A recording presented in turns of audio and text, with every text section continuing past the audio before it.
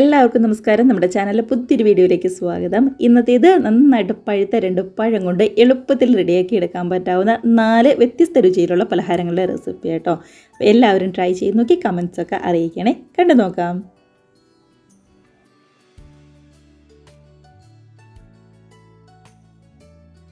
നമുക്കിപ്പോൾ ആദ്യം തന്നെ പഴം കൊണ്ടുള്ള ഒരു കേക്ക് ഉണ്ടാക്കാവേ. അതിനായിട്ട് നന്നായിട്ട് പഴുത്ത 3 ചെറുപഴം, പാളയംകുടം പഴം കേട്ടോ ഞാനിവിടെ എടുത്തിരിക്കുന്നത്. ഇതിന് പകരം നന്നായിട്ട് പഴുത്ത 3 ഏത്തപ്പഴം വേണമെന്നുണ്ടെങ്കിൽ എടുക്കാം. ഏത്തപ്പഴം എടുക്കുമ്പോൾ ചെറുതാണെന്നുണ്ടെങ്കിൽ മാത്രം 3 എടുത്താൽ മതി. ഇല്ലാന്നുണ്ടെങ്കിൽ അത്യാവശ്യം വലിപ്പമുള്ളതാണെന്നുണ്ടെങ്കിൽ ഒരു 2 നന്നായിട്ട് പഴുത്ത പഴം എടുക്കാവുന്നതേ ഉള്ളൂ. അതിനുശേഷം ചെറുതായിട്ട് ഇതേപോലെ ഒന്നുങ്ങ് കട്ട് ചെയ്ത് വെക്കുകയാണ് ചെയ്യുന്നത്. ഒരുപാട് അങ്ങ് ചെറുതൊന്നും ആക്കേണ്ടത് ഈ ഒരു വലിപ്പത്തിൽ കട്ട് ചെയ്ത് വെച്ചാൽ മതി കേട്ടോ. അതിനുശേഷം മിക്സിയുടെ ജാറിലേക്കിട്ട് ഒട്ടും തന്നെ വെള്ളം ചേർക്കാതെ നന്നായിട്ട് തന്നെ ഒന്നുങ്ങ് അരച്ചെടുത്തുകൊണ്ട് വരാം. കണ്ടത് നന്നായിട്ട് തന്നെ ഒന്നുങ്ങ് അരച്ചെടുത്തുകൊണ്ട് വന്നിട്ടുണ്ട് നമ്മുടെ പഴമൊക്കെ. അപ്പോൾ നമ്മുടെ പഴം അത്യാവശ്യം വലിപ്പമുള്ള ഒരു ബൗളിലേക്ക് ആദ്യമേ നമ്മളങ്ങ് മാറ്റി കൊടുക്കുവാണ്. ഒട്ടും തന്നെ വെള്ളമൊന്നും ചേർക്കണം കേട്ടോ, അല്ലാതെ തന്നെ ഇങ്ങ് അരച്ചെടുത്താൽ മതി. ശരിക്കും ഇങ്ങ് പഴുത്തുകൊണ്ട് പെട്ടെന്ന് തന്നെ അരഞ്ഞു വന്നോളും. അപ്പോൾ ഇനി ബൗളിലാണ് ബാക്കിയെല്ലാം മിക്സിങ് നമ്മൾ ചെയ്തെടുക്കുന്നത്. അപ്പോൾ നമുക്ക് ആദ്യം തന്നെ പഞ്ചസാര ഒന്ന് പൊടിച്ചെടുക്കണം. ഞാനിവിടെ 250 ml കപ്പിന് 3/4 കപ്പ് പഞ്ചസാരയാണ് എടുത്തിരിക്കുന്നത്. അത് മതിയാവും. പഴത്തിന് നല്ല മധുരം ഉള്ളതുകൊണ്ട് ഇത്രയും പഞ്ചസാര മതിയാവും. പാകത്തിനാട്ടോ. ഒരുപാടങ്ങ് മധുരം കൂടുതലുമില്ല, തീരെ കുറവുമില്ല. 2 ഗ്രാമ്പും കൂടി ചേർത്ത് നന്നായിട്ട് തന്നെ ഒന്നിങ്ങ് പൊടിച്ചെടുത്തുകൊണ്ട് വരുന്നുണ്ട്. കണ്ടത് ഇതേപോലെ നമ്മുടെ പഞ്ചസാര ഇങ്ങ് പൊടിച്ചെടുത്തുകൊണ്ട് വരാം. ഇനി നമ്മുടെ ഈ പഞ്ചസാരയുടെ മിക്സിലേക്ക്, അതായത് നമ്മുടെ ഈ മിക്സിയുടെ ജാറിലേക്കാണ് ബാക്കി എല്ലാ ചേരുവകളും കൂടി ചേർത്ത് ഒന്നും കൂടി ഒന്ന് കറക്കിയെടുക്കാനായിട്ട് പോകുന്നത്. അപ്പോൾ ആദ്യം തന്നെ നമുക്ക് ഇതിനകത്തേക്ക് ഒരു 4 മുട്ട അങ്ങ് ചേർത്ത് കൊടുക്കാം. ഇപ്പോൾ ഫ്രിഡ്ജിൽ വെച്ച മുട്ടയാണെന്നുണ്ടെങ്കിൽ കുറച്ച് നേരത്തെ തന്നെ ഒന്ന് പുറത്തിറക്കി വെക്കാനായിട്ട് ശ്രദ്ധിക്കണം കേട്ടോ. ആ വലിയ തണുപ്പൊക്കെ ഒന്ന് മാറ്റിയിട്ട് വേണം നമ്മൾ ചേർത്ത് കൊടുക്കാനായിട്ട്. ഇതിലേക്ക് ഒരു ടീസ്പൂൺ വാനില എസൻസും കൂടി ചേർത്ത് കൊടുക്കുന്നുണ്ട്. അപ്പോൾ ഈ സമയം മിക്സിയുടെ ജാറിലേക്ക് ഒരു 1/4 കപ്പ് ഓയിലും കൂടി ചേർത്ത് കൊടുത്തിട്ട് വേണം ഒന്നിങ്ങ് അരച്ചെടുക്കാനായിട്ട്. ഞാൻ ഈ സമയം ചേർക്കാനായിട്ട് വിട്ടുപോയി, അതുകൊണ്ട് ഞാൻ ലാസ്റ്റാണ് നമ്മുടെ മിക്സിയിലേക്കാണ് 1/4 കപ്പ് ഓയിൽ ചേർത്ത് കൊടുക്കുന്നത്. അപ്പോൾ നിങ്ങൾ ചേർക്കുമ്പോൾ ഈ മുട്ടയുടെ കൂടെ തന്നെ ഒരു 1/4 കപ്പ് നമ്മുടെ വെജിറ്റബിൾ ഓയിലോ സൺഫ്ലവർ ഓയിലോ ഏതാണെങ്കിലും കുഴപ്പമില്ല, റിഫൈൻഡ് ഓയിൽ ചേർത്ത് നന്നായിട്ട് ഇതേപോലെ അങ്ങ് അടിച്ചെടുത്തുകൊണ്ട് വരാനായിട്ട് ശ്രദ്ധിക്കണം. അത് നമ്മുടെ പഴത്തിൻ്റെ മിക്സിലേക്ക് അങ്ങ് ചേർത്ത് കൊടുക്കുന്നുണ്ട്. കണ്ടോ, എല്ലാം കൂടി നമ്മുടെ പഴത്തിൻ്റെ മിക്സും അതേപോലെ തന്നെ മുട്ടയുടെയും പഞ്ചസാരയുടെയും എല്ലാ ചേരുവയും നന്നായിട്ട് തന്നെ ഒന്നുങ്ങ് യോജിപ്പിച്ചെടുക്കുവാണ്. എല്ലാം നന്നായിട്ടൊന്ന് യോജിച്ച് വന്നിട്ടുണ്ട്. അപ്പോൾ ഇനി ഇതിനകത്തേക്ക് നമുക്ക് പൊടികളൊക്കെ ചേർത്ത് കൊടുക്കാം. പൊടികൾ എപ്പോൾ ചേർത്താലും നന്നായിട്ട് തന്നെ ഒന്നുങ്ങ് അരിച്ചെടുത്തിട്ട് വേണം ചേർക്കാനായിട്ട്. നേരിട്ട് ഒരിക്കലും ചേർത്ത് കൊടുക്കരുത് കേട്ടോ, അതിപ്പോൾ ഏത് കേക്കിനാണെന്നുണ്ടെങ്കിലും. അപ്പോൾ ഒരു അരിപ്പയിലേക്ക് 250 ml കപ്പിന് 1 കപ്പ് മൈദയാണ് ചേർത്ത് കൊടുക്കുന്നത്. ഇതിനകത്തേക്ക് ഞാൻ ഒരു ടീസ്പൂൺ ബേക്കിംഗ് സോഡയാട്ടോ ചേർക്കുന്നത്. ഞാനിവിടെ ബേക്കിംഗ് പൗഡർ ചേർക്കുന്നില്ല, ബേക്കിംഗ് സോഡയാണ് ചേർത്ത് കൊടുക്കുന്നത്. ഒരു നുള്ളു ഉപ്പും കൂടി ഈ സമയം ചേർത്ത് കൊടുത്തിട്ട് നന്നായിട്ട് തന്നെ ഒന്നുങ്ങ് അരിച്ചെടുക്കാം. ഞാനിവിടെ സാധാരണ കേക്കിന് 1 തവണയായിട്ടോ അരിച്ചെടുക്കാറുള്ളൂ. 2-3 തവണയൊക്കെ അരിച്ചെടുക്കണമെന്നുണ്ടെങ്കിൽ അങ്ങനെ സെപ്പറേറ്റ് ആയിട്ട് അരിച്ചെടുത്തിട്ട് നമ്മുടെ ഈ മിക്സിങ്ങിലേക്ക് അങ്ങ് ചേർത്ത് കൊടുത്താലും മതി. അതിനുശേഷം നമ്മുടെ മൈദയുടെ മിക്സും അതേപോലെ തന്നെ മുട്ടയുടെയും പഴത്തിൻ്റെയും എല്ലാം കൂടി നന്നായിട്ട് തന്നെ ഒന്നുങ്ങ് യോജിപ്പിച്ചെടുക്കുന്നുണ്ട് കേട്ടോ. ഈ സമയം തന്നെ അത്യാവശ്യം നല്ല രീതിയിൽ ഒന്ന് കട്ടിയായിട്ട് വരുന്നുണ്ട്. എന്ന് കരുതി ഒരുപാടൊക്കെ കട്ടിയൊന്നുമില്ല, പാകത്തിന് ഒരു കേക്കിൻ്റെ പാകത്തിനായിട്ടുള്ള കട്ടി മാത്രമേ ഈ സമയത്തുള്ളൂ. കണ്ടോ, ഇതിപ്പോൾ കാണുമ്പോൾ തന്നെയാണെങ്കിലും അറിയാൻ പറ്റുമല്ലോ, പാകത്തിനായിട്ടാണ് വന്നിരിക്കുന്നത്. അപ്പോൾ ഈ സമയത്താണ് ഞാൻ 1/4 കപ്പ് ഓയിൽ ചേർത്ത് കൊടുക്കുന്നത്. ഞാനിവിടെ സൺഫ്ലവർ ഓയിലായിട്ട് എടുത്തിരിക്കുന്നത്. നിങ്ങൾക്ക് വെജിറ്റബിൾ ഓയിൽ വേണമെന്നുണ്ടെങ്കിൽ വെജിറ്റബിൾ ഓയിൽ എടുക്കാം. നമ്മുടെ വെളിച്ചെണ്ണ ഒന്നും ചേർത്ത് കൊടുക്കരുത്, അതുപോലെ പാം ഓയിലോ അങ്ങനെയൊന്നും ചേർത്ത് കൊടുക്കരുത് കേട്ടോ, അത് പ്രത്യേകം ശ്രദ്ധിക്കണം. ഇപ്പോൾ ഈ സമയം ചേർത്ത് കൊടുത്തുന്ന ഇത് ടേസ്റ്റ് വ്യത്യാസമൊന്നും ഉണ്ടാവില്ല കേട്ടോ. ഞാൻ പറഞ്ഞതേ ഉള്ളൂ, മുട്ടയുടെ കൂടെ അടിക്കുമ്പോൾ എളുപ്പത്തിൽ ആ പണി അങ്ങ് തീരുമല്ലോ, അത്രയേ ഉള്ളൂ. കുറച്ച് കാഷ്നട്ടും കൂടി പൊടിയായിട്ട് ഒന്ന് കട്ട് ചെയ്തും കൂടി നമ്മളങ്ങ് ചേർത്ത് കൊടുക്കുന്നുണ്ട്. നമ്മുടെ ഈ കാഷ്നട്ടൊക്കെ ഓപ്ഷനിലാണ്, വേണമെന്നുണ്ടെങ്കിൽ മാത്രം ചേർത്ത് കൊടുത്താൽ മതി. എല്ലാം കൂടി നന്നായിട്ട് തന്നെ ഒന്നിങ്ങ് യോജിപ്പിച്ച് എടുത്തു കഴിഞ്ഞാൽ നമ്മുടെ കേക്കിൻ്റെ മിക്സിങ്ങിൻ്റെ പരിപാടിയൊക്കെ ഇവിടെ കഴിഞ്ഞു. ഇത്രയേ ഉള്ളൂ. ഇനിയിപ്പോൾ നേരെ കേക്ക് ടീനിലേക്ക് മാറ്റി നമുക്കങ്ങ് റെഡിയാക്കി എടുക്കാം. അതിനായിട്ട് ഇവിടെ കേക്ക് ടീനിലേക്ക് കുറച്ച് ഓയിൽ എല്ലാ ഭാഗത്തേക്കും ഒന്ന് പറ്റി കൊടുക്കുന്നുണ്ട് കേട്ടോ. ഒരു ബട്ടർ പേപ്പർ കൊണ്ട് വെച്ച് അതിൻ്റെ മുകളിലേക്കും കൂടി എല്ലാ ഭാഗത്തും ഒന്ന് പറ്റി കൊടുക്കുന്നുണ്ട്. അപ്പോൾ കേക്ക് അങ്ങ് വിട്ടു പോരാനായിട്ട് നല്ല എളുപ്പം ഉണ്ടാവും, അതിന് വേണ്ടിയിട്ടാണ്. അതിനുശേഷം നമ്മൾ റെഡിയാക്കി വെച്ചിരിക്കുന്ന നമ്മുടെ കേക്കിൻ്റെ മിക്സ് ഇതേപോലെ ഒന്നും കൂടി ഒന്ന് ഇളക്കിയിട്ട് അങ്ങ് കേക്ക് ടിന്നിലേക്ക് ഒഴിച്ചു കൊടുക്കുകയാണ്. നമ്മുടെ കേക്ക് ടിൻ്റെ നേർപകുതി ഭാഗം മാത്രമേ കേക്കിൻ്റെ മിക്സ് ഒഴിച്ചു കൊടുക്കാനായിട്ട് പാടുള്ളൂ കേട്ടോ. എന്നാലാണ് നന്നായിട്ട് ഇങ്ങ് പൊങ്ങി വരുമ്പോൾ പുറത്തേക്കൊന്നും പോവാതിരിക്കുള്ളൂ. ഇപ്പോൾ ഇത് കറക്റ്റാണ്. നന്നായിട്ടൊന്ന് ടാപ്പ് ചെയ്ത് എയർ ബബിൾസൊക്കെ ശരിക്കും ഒന്ന് കളഞ്ഞതിന് ശേഷം ഇതേപോലെ നല്ല അടികെട്ടിയുള്ള ഒരു ചീനച്ചട്ടിയിലേക്ക്, അല്ലാന്നുണ്ടെങ്കിൽ നല്ല ഉള്ളുള്ള ഒരു ചീനച്ചട്ടിയിലേക്ക് നമുക്കങ്ങ് വെച്ച് കൊടുക്കാം. തീരെ കനം കുറഞ്ഞ ചീനച്ചട്ടിയൊന്നും എടുക്കരുതേ. 5 മിനിറ്റ് പ്രീ ഹീറ്റ് ചെയ്തതിന് ശേഷം ഒരു സ്റ്റാൻഡ് വെച്ച് അതിൻ്റെ നടുക്കിലേക്ക് ഇതേപോലെ അങ്ങ് വെച്ച് കൊടുത്ത് നമുക്ക് റെഡിയാക്കി എടുക്കാം. ഗ്യാസിൻ്റെ ഫ്ലെയിം ഒരു മീഡിയത്തിൽ മാത്രം വെച്ചിരുന്നാൽ മതി. ഒരു 30-35 മിനിറ്റ് അതിൻ്റെ ഉള്ളിൽ റെഡി ആയിട്ട് വരും. ഇനി അല്ലാന്നുണ്ടെങ്കിൽ ഒരു 40 മിനിറ്റ്. അത് ഗ്യാസിൻ്റെ ഫ്ലെയിമും അതേപോലെ തന്നെ നമ്മുടെ ചീനച്ചട്ടീനെയൊക്കെ ബേസ് ചെയ്തിട്ടിരിക്കും.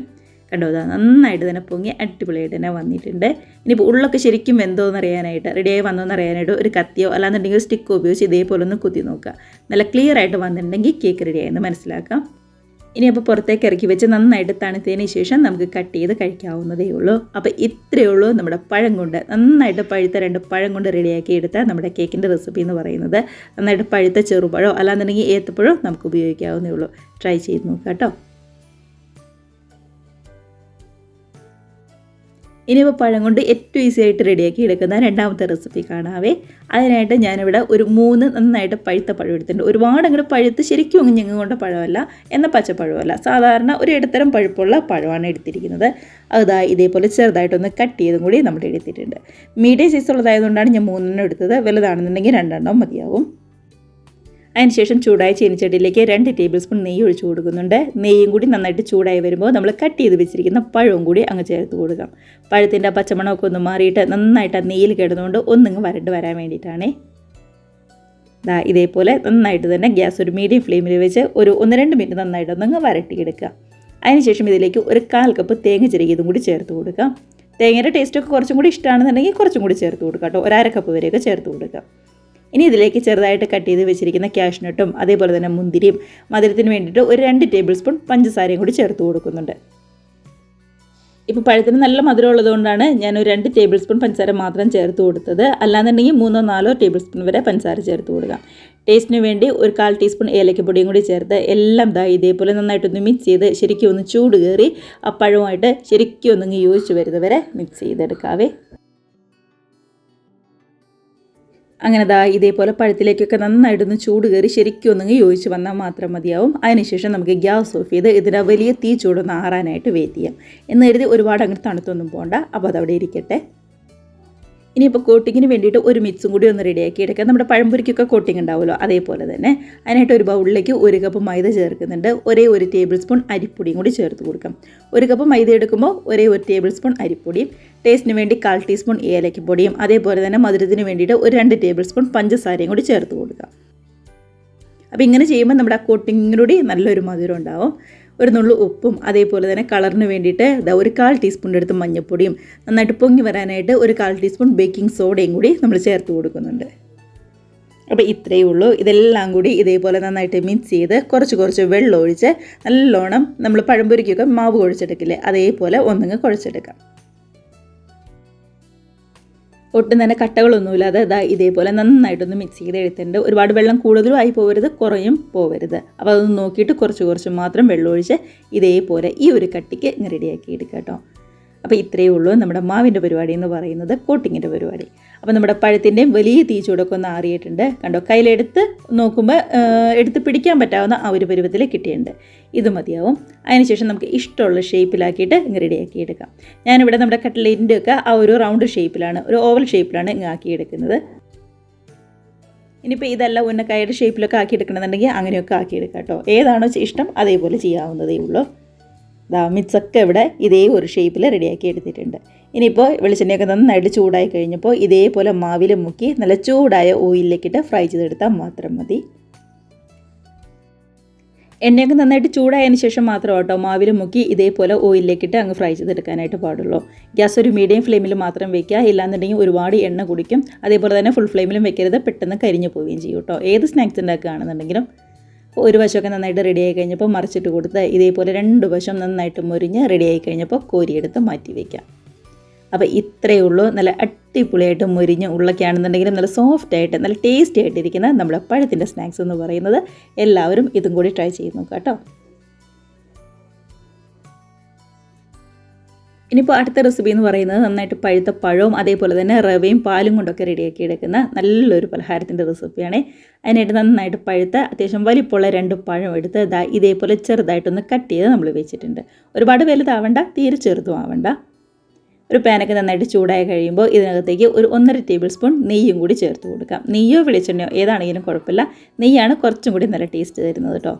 നെയ്യും കൂടി ചൂടായി കഴിഞ്ഞപ്പോൾ കട്ട് ചെയ്ത് വെച്ചിരിക്കുന്ന പഴം കൂടി അങ്ങ് ചേർത്ത് കൊടുത്ത് ഗ്യാസ് ഒരു മീഡിയം ഫ്ലെയിമിലാക്കി നന്നായിട്ട് തന്നെ പഴം ഇതേപോലെ ഒന്നങ്ങ് റോസ്റ്റ് ചെയ്തെടുക്കുക. ഇനിയിപ്പോൾ നമ്മുടെ പഴവും കൂടി ഇതേപോലെ നന്നായിട്ടൊന്ന് റോസ്റ്റ് ആയി കഴിഞ്ഞ് കഴിയുമ്പോൾ ഇതിലേക്ക് ഒരു 1/4 കപ്പ് പഞ്ചസാരയും അതേപോലെ തന്നെ ഒരു 1/4 കപ്പ് തന്നെ തേങ്ങ ചിരകിയതും കൂടി ചേർത്ത് കൊടുക്കുന്നുണ്ട്. അതിനുശേഷം നമ്മുടെ പഞ്ചസാരയും തേങ്ങയൊക്കെ പഴവുമായിട്ട് നന്നായിട്ട് തന്നെ ഒന്നുങ്ങ് മിക്സ് ചെയ്തെടുക്കാം. ഈ സമയത്തൊക്കെയും ഗ്യാസ് ഒരു മീഡിയം ഫ്ലെയിമിലാട്ടോ വെച്ചിരിക്കുന്നത്. ഗ്യാസ് ഒരിക്കലും ഹൈ ഫ്ലെയിമിലോ അതേപോലെ തന്നെ തീരെ ലോ ഫ്ലെയിമിലോ അങ്ങ് വെക്കേണ്ട. പഞ്ചസാരയൊക്കെ ആണെങ്കിലും നന്നായിട്ടൊന്ന് അലന്ന്, തേങ്ങയൊക്കെ ആണെന്നുണ്ടെങ്കിലും ശരിക്കും ഒന്നുങ്ങ് മിക്സായി വന്നിട്ടുണ്ട്. ഇതിനകത്തേക്ക് ഒരു 1/4 കപ്പ് റവയാണ് ചേർത്ത് കൊടുക്കുന്നത്. വറുത്ത റവയോ വറുക്കാത്ത റവയോ ഏതാണെങ്കിലും കുഴപ്പമില്ല. പഴവുമായിട്ട് ഇതേപോലെ നന്നായിട്ട് തന്നെ ഒന്നുങ്ങ് യോജിപ്പിച്ചെടുക്കാം. മധുരം കുറച്ചും കൂടി വേണമെന്നുണ്ടെങ്കിൽ ഒരു 1/2 കപ്പ് വരെ പഞ്ചസാര ചേർത്ത് കൊടുക്കാം കേട്ടോ. അതിനുശേഷം നമ്മുടെ റവയൊക്കെ നന്നായിട്ടൊന്ന് പഴമായിട്ട് യോജിച്ച് വന്നതിന് ശേഷം ഒരു 1/2 കപ്പ് പാലാണ് ചേർത്ത് കൊടുക്കുന്നത്. പാൽ ഞാനിപ്പോൾ എടുത്തിരിക്കുന്ന കവർ പാലാണ്. ഇനിയിപ്പോൾ സാധാരണ പാലാണെന്നുണ്ടെങ്കിൽ ഒന്ന് തിളപ്പിച്ച് ഒരു ചെറു ചൂടോടുകൂടി ഒഴിച്ചു കൊടുത്താലും മതി. ഞാനിപ്പോൾ തിളപ്പിച്ചിട്ടൊന്നുമില്ല, നേരെ അങ്ങ് ഒഴിച്ചു കൊടുക്കുകയാണ് ചെയ്തത്.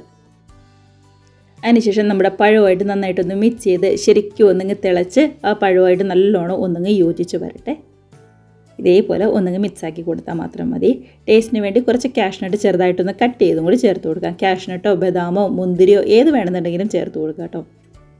കണ്ടത് ആ പഴമായിട്ട് പാലും റവയൊക്കെ നന്നായിട്ട് തന്നെ ഒന്നുങ്ങ് യോജിച്ച് വന്നിട്ടുണ്ട്. പാനിൽ നിന്നൊക്കെ ആണെങ്കിലും നന്നായിട്ടങ്ങ് വിട്ട് പോരാവുന്ന ആ ഒരു പരുവത്തിൽ നമുക്ക് ആയി കിട്ടിയിട്ടുണ്ട്. ഒന്നും കൂടി ഒന്ന് കട്ടിയായിട്ട് കുറച്ചും കൂടി നല്ല കട്ടിയായിട്ട് വന്നിട്ടുണ്ട്. അപ്പോൾ കയ്യിലെടുത്ത് നമ്മൾ കുറച്ച് നോക്കുമ്പോൾ നമുക്കറിയാൻ പറ്റും ശരിക്കും കയ്യിലൊന്നും ഒട്ടും തന്നെ ഒട്ടിയൊന്നും പിടിക്കാതെ നന്നായിട്ട് വന്നിട്ടുണ്ടോ എന്ന്. കേട്ടോ, ഈ സമയത്ത് നമുക്ക് ഫ്ലെയിം ഓഫ് ചെയ്തിട്ട് ഇതിൻ്റെ വലിയ ചൂടൊന്ന് ആറാനായി വെയിറ്റ് ചെയ്യാം. ഇതേപോലെ കയ്യിലെടുത്ത് നോക്കുമ്പോൾ തന്നെ നമുക്കറിയാൻ പറ്റും കേട്ടോ, കയ്യിൽ ഒട്ടിപ്പിടിക്കാതെ ഒന്ന് നന്നായിട്ട് അതിനെ കിട്ടിയിട്ടുണ്ടെന്നുണ്ടെങ്കിൽ ഇതാണ് കറക്റ്റായിട്ടുള്ള പരുവെന്ന് പറയുന്നത്. അപ്പോൾ ആ വലിയ ചൂടൊന്ന് ആറിക്ക വരുന്നവരെ വെയിറ്റ് ചെയ്യാവേ. ഇനിയിപ്പോൾ ആ വലിയ ചൂടൊക്കെ ഒന്ന് ആറി നമ്മുടെ കയ്യിലൊന്ന് എടുത്ത് പിടിക്കാൻ പറ്റാവുന്ന, ഉരുട്ടിയെടുക്കാൻ പറ്റാവുന്ന ആ ഒരു പരുവാകുമ്പോൾ ഇതേപോലെ എല്ലാം ഇങ്ങ് ഉരുട്ടിയെടുക്കാം കേട്ടോ. ഒരുപാട് വലിയ ബോൾസ് ഒന്നും വേണ്ട, തീരെ ചെറുതും വേണ്ട, ഒരു മീഡിയത്തിലുള്ള നമ്മുടെ ലഡുവിനൊക്കെ ഉരുട്ടിയെടുക്കില്ലേ അതേപോലെ ഒന്നങ്ങ് ഉരുട്ടിയെടുക്കാം. കണ്ടതാ നമ്മുടെ എല്ലാ ബോൾസും ഇതേപോലെ റെഡിയാക്കി എടുത്തിട്ടുണ്ട്. ഇനിയിപ്പോൾ വേണമെന്നുണ്ടെങ്കിൽ ഇതേപോലെ തന്നെ കഴിക്കാം. ഇല്ലാന്നുണ്ടെങ്കിൽ നമ്മുടെ നെയ്യിൽ ഒന്നും കൂടി പതുക്കെ ഒന്ന് ചൂടാക്കി പതുക്കെ ഒന്നങ്ങ് റോസ്റ്റ് ചെയ്ത് കഴിയുകയാണെന്നുണ്ടെങ്കിൽ കുറച്ചും കൂടി നല്ല ടേസ്റ്റ് ഉണ്ടാവും കേട്ടോ. അപ്പോൾ ഞാനിവിടെ 2 ടേബിൾ സ്പൂൺ നെയ്യ് ഒഴിച്ച് കൊടുത്തിട്ടുണ്ട്. ചൂടായി കഴിഞ്ഞപ്പോൾ ഇതേപോലെ ഓരോരോ ബോൾസ് അങ്ങിട്ട് കൊടുക്കുവാണ്. ഗ്യാസ് ഒരു മീഡിയം ഫ്ലെയിമിൽ വെച്ച് 2 വശം ഇതേപോലെ ഒന്നങ്ങ് മൊരിയിച്ചെടുക്കാം. കണ്ടോ, നമ്മുടെ പഴത്തിൻ്റെ കളറൊക്കെ ഒന്ന് മാറി ചെറുതായിട്ടൊന്നങ്ങ് മൊരിഞ്ഞ് വന്നിട്ടുണ്ട്. അപ്പോൾ ഇത് മതി. എല്ലാ വശവും മൊരിഞ്ഞ് കഴിയുമ്പോൾ കോരിയെടുത്ത് നമുക്ക് മാറ്റി വയ്ക്കാം. ഇത്രയേ ഉള്ളൂ. നല്ല എളുപ്പത്തിലുള്ള പഴവും റവയും അതേപോലെ തന്നെ തേങ്ങയൊക്കെ ഉപയോഗിച്ചുകൊണ്ട് സിമ്പിളായിട്ട് റെഡിയാക്കി എടുക്കാൻ പറ്റാവുന്ന പലഹാരമാണ്. എല്ലാവരും വൈകുന്നേരം ചായയ്ക്ക് ചൂടോടുകൂടി ഇതേപോലെ ഒന്നുണ്ടാക്കി നല്ല അടിപൊളിയായിട്ട് ഇരുന്ന് കഴിക്കാം കേട്ടോ. ഇനിയിപ്പോൾ അടുത്ത റെസിപ്പി എന്ന് പറയുന്നത് നന്നായിട്ട് പഴുത്ത പഴമൊക്കെ ഉപയോഗിച്ചുകൊണ്ട് നമ്മുടെ ചായ പാത്രത്തിൽ റെഡിയാക്കി എടുത്തിരിക്കുന്ന നല്ലൊരു അടിപൊളി കായ്പൊളയുടെ റെസിപ്പിയാണ്. അതിനായിട്ട് ഒരു പാൻ ചൂടായി കഴിഞ്ഞപ്പോൾ ഇതിലേക്ക് 1 ടേബിൾ സ്പൂണോ ഒരു 1.5 ടേബിൾ സ്പൂൺ വരെ നെയ്യ് ചേർത്ത് കൊടുക്കാം. നെയ്യും കൂടി നന്നായിട്ട് തന്നെ ഒന്നങ്ങ് ചൂടായി വരുമ്പോൾ ഇതിനകത്തേക്ക് കുറച്ച് കാഷ്നട്ട് ചേർത്ത് നന്നായിട്ട് തന്നെ ഒന്നങ്ങ് ഫ്രൈ ചെയ്ത് മാറ്റി വയ്ക്കുന്നുണ്ട്. അപ്പോൾ കാഷ്നട്ടോ മുന്തിരിയൊക്കെ ചേർക്കാൻ ഇഷ്ടമാണെന്നുണ്ടെങ്കിൽ മുന്തിരിയും കൂടി നമുക്ക് ഈ സമയം ചേർത്ത് കൊടുക്കാവേ. ഇതേപോലെ നന്നായിട്ട് ഫ്രൈ ചെയ്ത് കളറൊക്കെ ഒന്ന് മാറിക്കഴിയുമ്പോൾ കോരിയെടുത്ത് നമുക്ക് മാറ്റി വയ്ക്കാം. അതിനുശേഷം അതേ നെയ്യിലേക്ക് തന്നെ ഒരു 1/4 കപ്പ് റവയാണ് ചേർത്ത് കൊടുക്കുന്നത്. റവ ഒരുപാട് കൂടിപ്പോകരുത് കേട്ടോ, ഒരു 1/4 കപ്പ് അത്ര മാത്രം മതിയാവും. റവ കൂടിപ്പോയി കഴിഞ്ഞാൽ ഭയങ്കര കട്ടിയായി പോകും, അതുകൊണ്ടാണ്. അപ്പോൾ ഇതിപ്പോൾ വറുക്കാത്ത റവയാണ്, വറുത്ത റവയാണെന്നുണ്ടെങ്കിലും കുഴപ്പമില്ല. നമ്മുടെ നെയ്യിലിട്ട് ഒന്നങ്ങ് ചൂടാക്കി എടുക്കുക കേട്ടോ. ആ റവയുടെ പച്ചമണമൊക്കെ നന്നായിട്ടൊന്ന് മാറി വരുന്നവരെ നല്ലോണം തന്നെ ഒന്നങ്ങ് ചൂടാക്കി എടുക്കുക. ഗ്യാസ് ഒരു മീഡിയം ഫ്ലെയിമിൽ വെച്ചാൽ മതി. ഇനി ഇതിനകത്തേക്ക് തേങ്ങ ചിരകിയതാണ് ചേർത്ത് കൊടുക്കുന്നത്. 1/4 കപ്പ് തന്നെ തേങ്ങ ചിരകിയതും കൂടി ചേർത്ത് കൊടുക്കുക. ഇനിയിപ്പോൾ ആ തേങ്ങയുടെയും കൂടി പച്ചമണം നന്നായിട്ട് ഒന്നങ്ങ് മാറി വന്നിട്ടുണ്ട്. അപ്പോൾ ഇത് മതി. ഈ സമയത്ത് ഇതിലേക്ക് മീഡിയം സൈസിലെ 2 നന്നായിട്ട് പഴുത്ത പഴം ചെറുതായിട്ട് കട്ട് ചെയ്ത് വെച്ചതും കൂടിയാണ് ചേർത്ത് കൊടുക്കുന്നത്. അതിന് ശേഷം എല്ലാം കൂടി നമ്മുടെ പഴവും റവയും തേങ്ങയും ആ നെയ്യും ഒക്കെ ആയിട്ട് നന്നായിട്ട് ഒന്നങ്ങ് മിക്സ് ചെയ്തെടുക്കാം. ശരിക്കും ആ പഴം നല്ലോണം തന്നെ ഒന്നങ്ങ് റോസ്റ്റ് ആയി വരുന്നത് വരെ ശരിക്കും ഒന്നങ്ങ് മിക്സാക്കി എടുക്കാം കേട്ടോ. അങ്ങനെ നമ്മുടെ പഴവും റവയും തേങ്ങയും എല്ലാം നന്നായിട്ടൊന്ന് യോജിച്ച് ശരിക്കും ഒന്നങ്ങ് ചൂട് കയറി വന്നിട്ടുണ്ട്. ഗ്യാസ് ഓഫ് ചെയ്തിട്ട് ഇത് നമുക്കവിടെ താഴെ ഇറക്കി മാറ്റി വയ്ക്കാം. അതിനുശേഷം ഒരു മിക്സും കൂടി ഒന്ന് റെഡിയാക്കി എടുക്കണം. അതിനായിട്ട് മിക്സിയുടെ ജാറിലേക്ക് ഒരു 4 മുട്ടയാണ് ചേർത്ത് കൊടുക്കുന്നത്.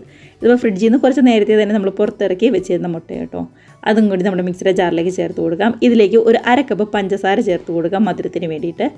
പഞ്ചസാര ഒരുപാട് കൂടുതലൊന്നും ആയി പോകണ്ട കേട്ടോ. ഇനി ഇത്രയും മധുരം വേണ്ടാന്നുണ്ടെങ്കിൽ മാത്രം ഒരു 1/4 കപ്പും അല്ലാന്നുണ്ടെങ്കിൽ അതുകൊണ്ട് കുറച്ചും കൂടി കൂടുതൽ ചേർത്താൽ മതി.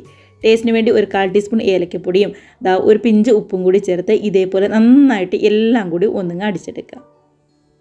ഇപ്പോൾ നമ്മുടെ പഴത്തിൻ്റെ തേങ്ങയുടെയും റവയുടെയൊക്കെ വലിയ തീ ചൂടൊന്ന് ആറിക്കഴിഞ്ഞപ്പോൾ റെഡിയാക്കി വെച്ചിരിക്കുന്ന നമ്മുടെ മിക്സും കൂടി നമ്മുടെ മുട്ടയുടെ മിക്സ് ഉണ്ടല്ലോ അത് ആ പഴത്തിലേക്ക് അങ്ങ് ചേർത്ത് എല്ലാം കൂടി നന്നായിട്ടൊന്ന് യോജിപ്പിച്ചെടുക്കാം. അപ്പോൾ നമ്മുടെ പാലോ അങ്ങനെയൊന്നും തന്നെ ചേർക്കാതെ എളുപ്പത്തിൽ തയ്യാറാക്കി എടുക്കുന്നതാണ്. അപ്പോൾ ഇതേപോലെ നന്നായിട്ടൊന്ന് യോജിച്ചതിന് ശേഷം നമ്മൾ റെഡിയാക്കി വെച്ചിരിക്കുന്ന കാഷ്നട്ട് ഉണ്ടല്ലോ ഫ്രൈ ചെയ്ത് വെച്ചിരിക്കുന്നത് അതിൻ്റെ നേർപ്പകുതിയും കൂടി അങ്ങ് ചേർത്ത് കൊടുക്കുവാണ്. ഇനിയിപ്പോൾ ഇതെല്ലാം കൂടി നന്നായിട്ട് തന്നെ ഒന്നങ്ങ് മിക്സ് ചെയ്തെടുക്കാം. അതിനുശേഷം ഇതേപോലെ ഒരു ചായപാത്രത്തിലേക്ക് ഒരു നോൺ സ്റ്റിക്കിൻ്റെ പാത്രത്തിലേക്ക് നമുക്കങ്ങ് മാറ്റി കൊടുക്കാം. ഈ പാത്രം നന്നായിട്ടൊന്ന് ചൂടാക്കിയതിന് ശേഷം അതിൻ്റെ എല്ലാ ഭാഗത്തേക്കും ഇതേപോലെ നെയ്യും കൂടി ഒന്ന് പറ്റി കൊടുക്കുക കേട്ടോ. സൈഡിലും അടിയിലും ഒക്കെ ആണെന്നുണ്ടെങ്കിലും നെയ്യ് എല്ലാ ഭാഗത്തേക്കും ഒന്ന് പറ്റി കൊടുക്കുക. ഒരു അപ്പച്ചട്ടി ഞാൻ ഈ സമയത്ത് നമ്മുടെ അടുപ്പിൽ ചൂടാക്കാനായിട്ട് വെച്ചിട്ടുണ്ടായിരുന്നു കേട്ടോ. അതിനുശേഷം റെഡിയാക്കി വെച്ചിരിക്കുന്ന നമ്മുടെ പോളയുടെ മിക്സും കൂടി ഇതേപോലെ പാനിലേക്ക് അങ്ങ് ഒഴിച്ചു കൊടുക്കുക. എല്ലാ ഭാഗവും ഒന്ന് ലെവലാക്കിയിട്ട് നമ്മൾ ഫ്രൈ ചെയ്ത് മാറ്റി വെച്ചിരിക്കുന്ന ബാക്കി കാഷ്നട്ട് ഉണ്ടല്ലോ അത് കാണാൻ നല്ലൊരു ഭംഗിക്ക് വേണ്ടിയിട്ട് ഇതിൻ്റെ മുകളിലേക്ക് എല്ലാ ഭാഗത്തും ഇതേപോലെ ഒന്നങ്ങ് വിതറി കൊടുക്കുകയാണ്. ഇനിയിപ്പോൾ നമ്മൾ അടുപ്പത്ത് ചൂടാക്കാനായിട്ട് വെച്ചിരിക്കുന്ന നമ്മുടെ അപ്പക്കല്ലുണ്ടല്ലോ ദോശക്കല്ല് അതിൻ്റെ മുകളിലേക്ക് ഈ പാൻ അങ്ങ് വെച്ച് കൊടുത്താൽ മാത്രം മതി. അതിനുശേഷം ഗ്യാസ് ഒരു മീഡിയം ഫ്ലെയിമിലേക്ക് അങ്ങ് മാറ്റി കൊടുക്കുക. നമ്മുടെ പാത്രമൊക്കെ ആണെങ്കിൽ നന്നായിട്ട് തന്നെ ഒന്നങ്ങ് ചൂടായി വന്നിട്ടുണ്ട്. ഇതേപോലെ അങ്ങ് വെച്ച് കൊടുത്ത് അടച്ചു കൊടുക്കാം. ഗ്യാസിൻ്റെ ഫ്ലെയിം ഒരു മീഡിയം ഫ്ലെയിമിൽ വെച്ച് ഒരു 15-20 മിനിറ്റ് ഇതൊന്ന് റെഡിയായി വരാനായിട്ട് വെയിറ്റ് ചെയ്യാം. അപ്പോൾ അതവിടെ ഇരിക്കട്ടെ.